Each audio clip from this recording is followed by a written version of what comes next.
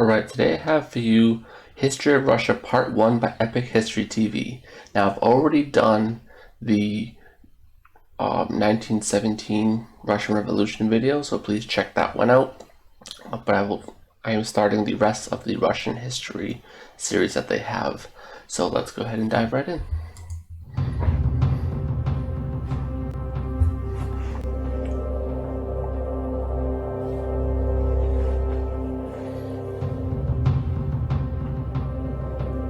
For thousands of years, the lands known today as Russia and Ukraine were inhabited by nomadic tribes and mysterious Bronze Age cultures. The only record they left were their graves. In the great open grasslands of the south, the steppe, they buried their chieftains beneath huge mounds called kurgans. The ancient Greek historian Herodotus called these people Scythians. Their lands were overrun by the same nomadic warriors who brought down the Roman Empire. The land was then settled by Slavs. They shared some language and culture, but were divided into many different tribes. Vikings from Scandinavia, known in the east as Varangians, rode up Russia's long rivers on daring raids and trading expeditions. According to legend, the East Slavs asked a Varangian chief named Rurik to be their prince and unite the tribes. He accepted and made his capital at Novgorod. His dynasty, the Rurikids, would rule Russia for 700 years. His people called themselves the Rus and gave their name to the land. Rurik's successor, Oleg, captured Kiev, making it the capital of a new state, Kievan Rus. A century later, seeking closer ties with the Byzantine Empire to the south, Vladimir the Great adopted their religion and converted to Orthodox Christianity. He is still venerated today as the man who brought Christianity to Ukraine and Russia. Yaroslav the Wise codified laws and conquered new lands. His reign marked the golden age of Kievan Rus. It was amongst the most sophisticated and powerful states in Europe. But after Yaroslav's death, his sons fought amongst themselves. Kievan Rus disintegrated into a patchwork of feuding princedoms, just as a deadly new threat emerged from the east. The Mongols under Genghis Khan had overrun much of Asia. Now they launched a great raid across the Caucasus Mountains and defeated the Kievan princes at the Battle of the Kalka River, but then withdrew. 14 years later, the Mongols returned. A gigantic army led by Batu Khan overran the land. Cities that resisted were burnt, their people slaughtered. The city of Novgorod was spared because it submitted to the Mongols. Its prince, Alexander Nevsky, then saved the city again, defeating the Teutonic Knights at the Battle of the Ice, fought above a frozen lake. He remains one of Russia's most revered heroes.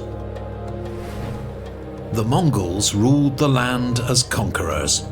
Their new empire was called the Golden Horde, ruled by a Khan from his new capital at Sarai.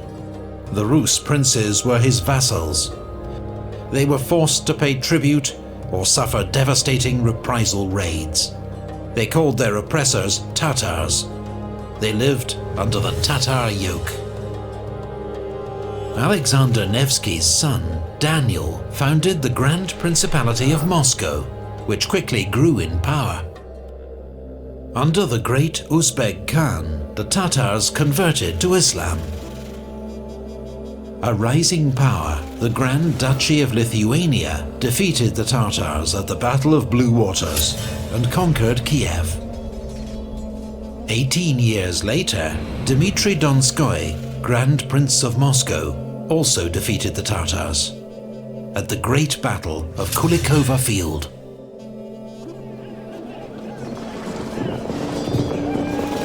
After years of infighting, the Golden Horde now began to disintegrate into rival khanates. Constantinople, capital and last outpost of the once great Byzantine Empire, fell to the Turkish Ottoman Empire. Some hailed Moscow as the Third Rome, the seat of Orthodox Christian faith. Now Rome and Constantinople had fallen. Meanwhile, the Grand Princes of Moscow continued to expand their power, annexing Novgorod and forging the first Russian state.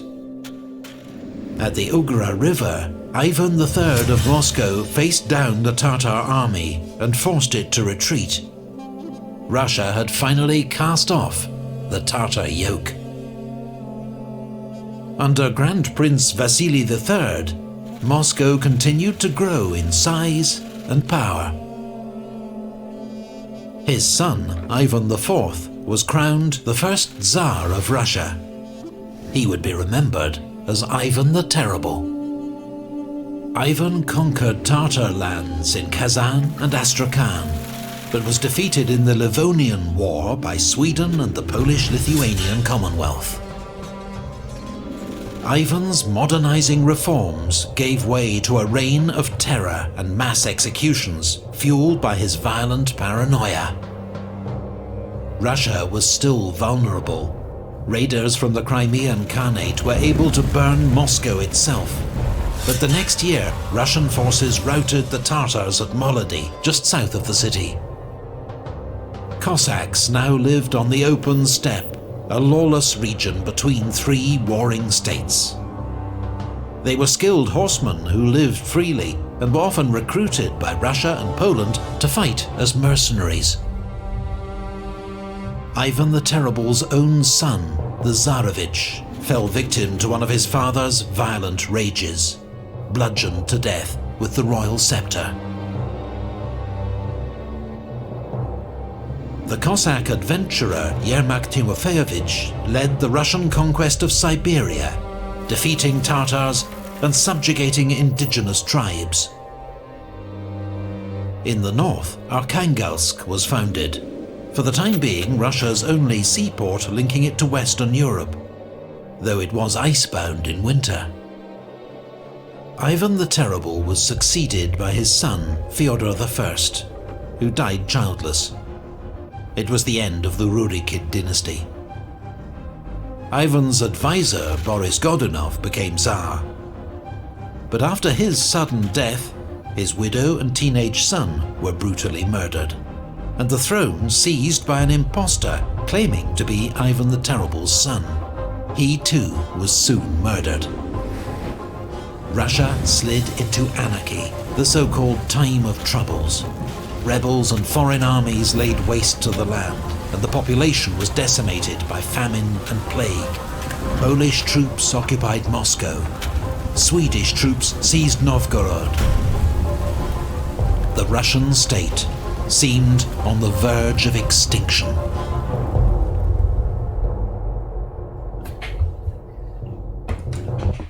Yeah, I studied a lot of Russian history when I was in college, and it's very interesting stuff, but it's very dark, very violent, and often depressing. But it's very interesting things. Russia has never really had an easy time, and when we look at more modern Russian history, even in times of the Soviets and things, times under Stalin, we wonder how, they were able to put up with such leadership under Lenin, under Stalin, under others, most notably Stalin. And really, their entire history is sort of based around that. Like, they've always had these sort of leaders. They actually find people like Stalin to be very strong and capable, and that's what they want more than anything. Even today with Putin, he's repressive and authoritarian and all that, but the people love him. And it's not just because of any propaganda campaigns that are going on, which I'm sure there is that, but he is seen as being this very strong and capable leader, and he really is. He is a very strong, capable leader. I don't agree with much of what he does, but he's very good at what he does do. He's very good at running that country. Just don't agree with how he does it. Um, but we often wonder why Russia keeps going back to these kinds of people. And it's, when we look at their history, we look at some of the earliest years, we already see a trend. We see a trend of brutality, and that Russia, without a strong leader, collapses into anarchy, that its enemies are just sitting there and waiting for them, waiting for the weakness. And we see this over and over again with Russia. They're waiting for a weakness and then they attack.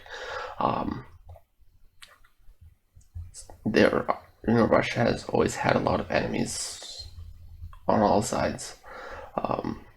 But by having these strong leaders, someone like Ivan the Terrible or someone like Stalin, you have someone who is able to stand up to these people, who can bring law and order to the land, even if it means mass executions and gulags and all of that. They can bring it order, and they can defend the country. Now, Stalin did not do the best job of defending Russia at the beginning of World War II, but he certainly did end it. He certainly turned that around. But even Lenin was able to negotiate things, and he was able to be firm, but he was also able to work with the West a little bit, the Germans, in pulling Russia out of World War One. So he was another really strong leader, and even though he kind of became a dictator, the people didn't mind. I mean, he was a strong, capable leader. He was already proving himself, and that's all the Russian people really wanted. And to this day, that's really what they want. When we see more liberal democratic leaders in Russia, they never really do very well. It's the strong men that do well. And we go all the way back, hundreds of years to Russia's earliest days. And that's why. I mean, that's what they look for, because every time they didn't have that, something horrible happens. But the other really interesting thing about their history is that they are made up of a weird agglomeration of things. You have the Slavic tribes come in, then you have a lot of Roman influence because of the Constantine and all them down there, and then you have influence from the Vikings, and you have influence from the Mongols, and you have sort of this. And even though they resist the Mongols, it's inevitable that culture is going to seep in. So their earliest culture is sort of a mix of Romans, Slavs, Vikings, and Mongols. Like, it's a very, very interesting combination of people to put together to start building a culture out of. And I might explain a few things about later Russian history we're going to see that does sort of explain some things you got to remember. So this is important to look at this one and see their earliest years were just bad. They were bad. And how their culture evolves really does show where it came from too. We do see where its origins are put out into stark open by the way that Russia operates. And it wasn't really until much, much later that Russia westernized.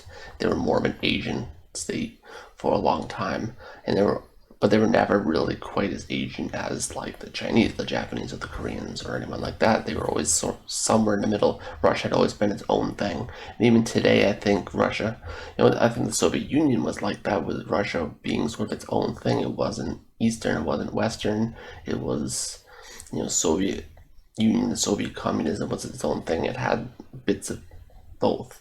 And even today, we see that whereas they do follow much more Western style of government and Western cultural things, they do still have a lot of things about them that are different from either East or West, that are unique to Russia. Aspects of their culture, aspects of, even their language is fairly unique. The Cyrillic and everything about the language is fairly unique, because it doesn't really fit in that super well in with a lot of the European languages. Doesn't fit in very well with the Asian languages at all.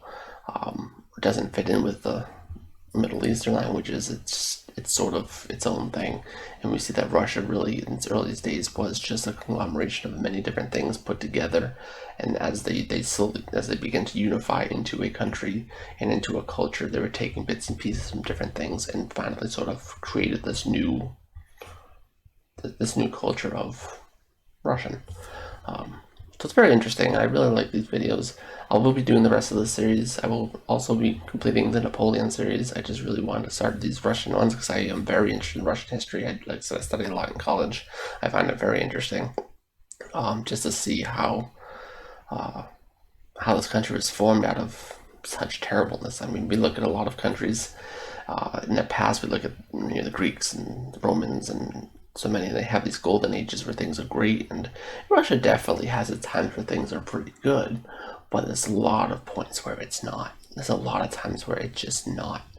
It's bad, and at the points where things are going well, usually there's someone very strong in the leader, a strong man or woman. In some cases, Catherine the Great, for example, are very strong leaders who are, by the standards of many others, kind of brutal, even for the time. But that's how they maintained power, that's how they maintained order, that's how they kept this country together, especially being made up of so many different kinds of peoples that were all sort of sharing a similar culture that had been formed through many hostile cultures, well, hostile to each other cultures. So that's all very interesting. But I'm going to go ahead and end the video there. I will be doing the rest of this series very soon. I will be returning to Napoleon very soon. But if you have any other videos that you'd like me to check out, please put in the comment section, and I will be sure to check them out. Please like and subscribe if you did like the video. There will be plenty more coming. And I will see you next time.